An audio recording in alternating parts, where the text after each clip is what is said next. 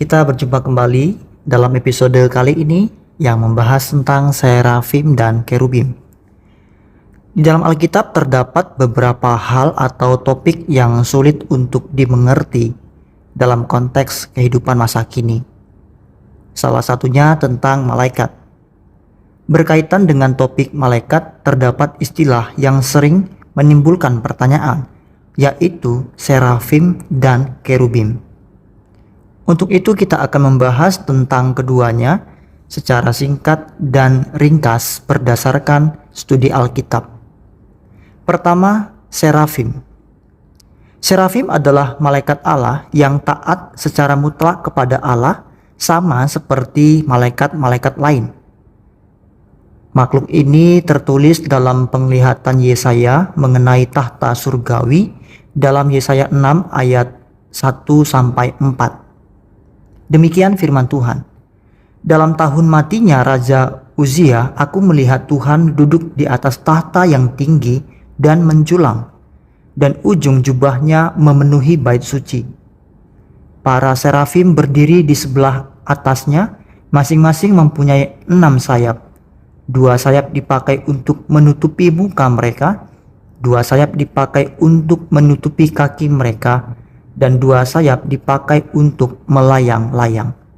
Dan mereka berseru seorang kepada seorang, katanya, "Kudus, kudus, kuduslah Tuhan semesta alam. Seluruh bumi penuh kemuliaannya."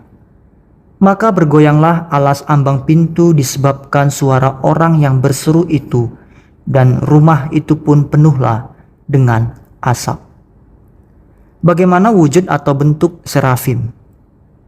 Dalam penglihatan Yesaya, serafim memiliki 6 sayap.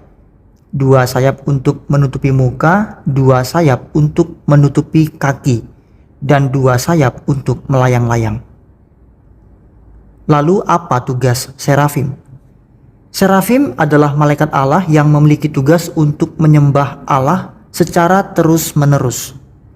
Mereka mengelilingi tahta Allah atau dekat dengan Allah.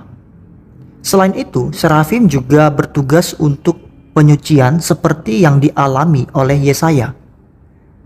Salah satu dari serafim menyentuhkan bara pada bibir Yesaya dan mengatakan, "Kesalahanmu telah dihapus dan dosamu telah diampuni." Di dalam Yesaya pasal 6 ayat 7. Kedua, kerubim. Kerubim adalah makhluk surgawi yang bersayap. Kerubim juga termasuk golongan malaikat Allah. Kerubim merupakan bentuk jamak dari kata kerub. Nabi Yeskiel mendapatkan penglihatan tentang kerubim di dalam Yeskiel 1 ayat 1-28. Yeskiel 1 ayat 5-7 berkata demikian. Dan di tengah-tengah itu juga ada yang menyerupai 4 makhluk hidup, dan beginilah kelihatannya mereka. Mereka menyerupai manusia, tetapi masing-masing mempunyai 4 muka, dan pada masing-masing ada pula 4 sayap. Kaki mereka adalah lurus dan telapak kaki mereka seperti kuku anak lembu. Kaki-kaki ini mengkilap seperti tembaga yang baru digosok. Kerubim atau kerub juga tertulis di beberapa bagian lain Alkitab seperti Kejadian 3 ayat 24, Keluaran 25 ayat 18-22, 1 Samuel 4 ayat 4, 2 Samuel 6 ayat 2, 2 Raja-Raja 19 ayat 15, 1 Tawarik 13 ayat 6, Mazmur 18 ayat 10, Yeskiel 9 ayat 3, Ibrani 9 ayat 5, dan masih banyak ayat-ayat lain di Alkitab. Bagaimana wujud atau bentuk kerubim?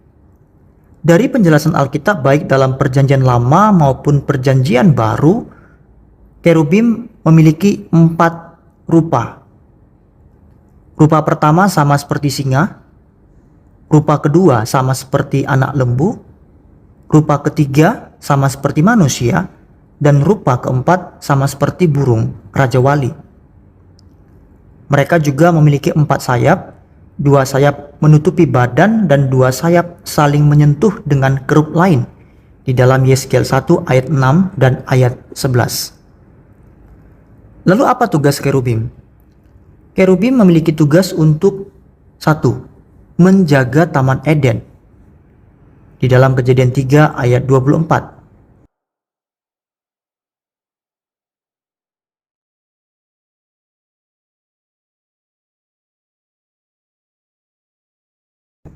Dua, untuk mendukung kendaraan tahta kemuliaan Allah. Di dalam Yeskiel 9 ayat 3,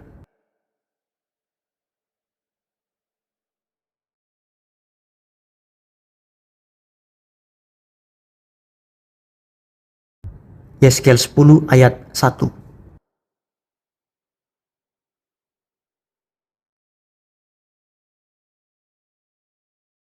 Itulah penjelasan singkat dan ringkas tentang serafim dan kerubim berdasarkan data Alkitab. Apabila saudara memiliki pertanyaan, saudara dapat menuliskannya di kolom komentar. Jangan lupa share video ini supaya menjadi berkat bagi orang lain juga. Sampai jumpa dalam episode berikutnya.